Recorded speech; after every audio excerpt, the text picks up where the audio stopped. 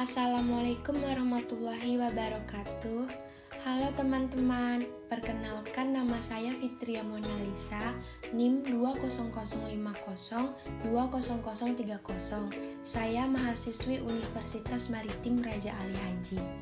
Di sini saya akan menjelaskan tentang perencanaan sumber daya manusia untuk melengkapi tugas manajemen sumber daya manusia. Perencanaan sumber daya manusia. Apa sih perencanaan sumber daya manusia itu? Perencanaan sumber daya manusia berarti mengestimasi secara sistematik permintaan atau kebutuhan dan suplai tenaga kerja organisasi di waktu yang akan datang.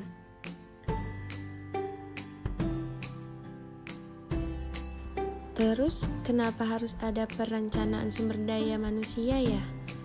Karena perencanaan membantu untuk mengurangi ketidakpastian di waktu yang akan datang, dan oleh karena itu memungkinkan para pengambil keputusan untuk menggunakan sumber daya mereka yang terbatas secara paling efisien dan efektif.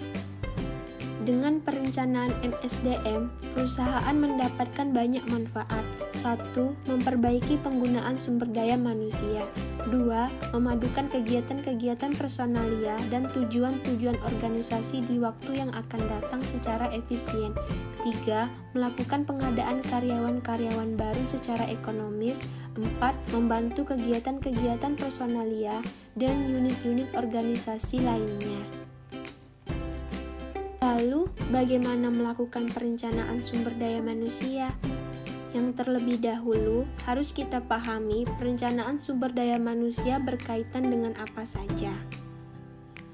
Permintaan sumber daya manusia, kuantitas dan kualitas yang diminta, suplai sumber daya manusia, dari mana saja sumber daya manusia didapatkan. Sistem perencanaan meliputi estimasi permintaan dan suplai karyawan. Ada 4 kegiatan yang saling berhubungan. Permintaan sumber daya manusia. Permintaan atau kebutuhan sumber daya manusia organisasi di waktu yang akan datang adalah pusat kegiatan perencanaan kepegawaian. Hampir semua perusahaan harus membuat prediksi kebutuhan-kebutuhan karyawan paling tidak secara informal di waktu yang akan datang, dan di antaranya harus menganalisis penyebab timbul dan peramalan permintaan manajemen sumber daya manusia. Nah, sekarang apa saja sih penyebab timbulnya permintaan dan teknik forecasting sumber daya manusia? Penyebab timbulnya permintaan terbagi menjadi 3. Yang pertama, lingkungan eksternal.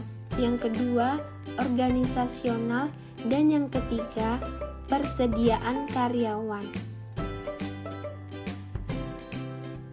Teknik forecasting atau peramalan. Teknik-teknik forecasting untuk estimasi kebutuhan sumber daya manusia di waktu yang akan datang juga terbagi menjadi 3. Yang pertama ahli, yang kedua analisis tren, dan lain-lainnya. Sistem perencanaan sumber daya manusia. Sistem perencanaan sumber daya manusia pada pokoknya meliputi estimasi permintaan dan suplai karyawan. Sistem ini terdiri dari 4 kegiatan yang sering berhubungan dan terpadu. Ada 4 kegiatan dalam sistem perencanaan sumber daya manusia. Yang pertama, inventarisasi persediaan sumber daya manusia. Yang kedua, forecast atau peramalan sumber daya manusia. Yang ketiga, penyusunan rencana sumber daya manusia. Dan yang terakhir, pengawasan dan evaluasi. Semoga penjelasan ini dapat bermanfaat ya. Dan terima kasih yang sudah menonton.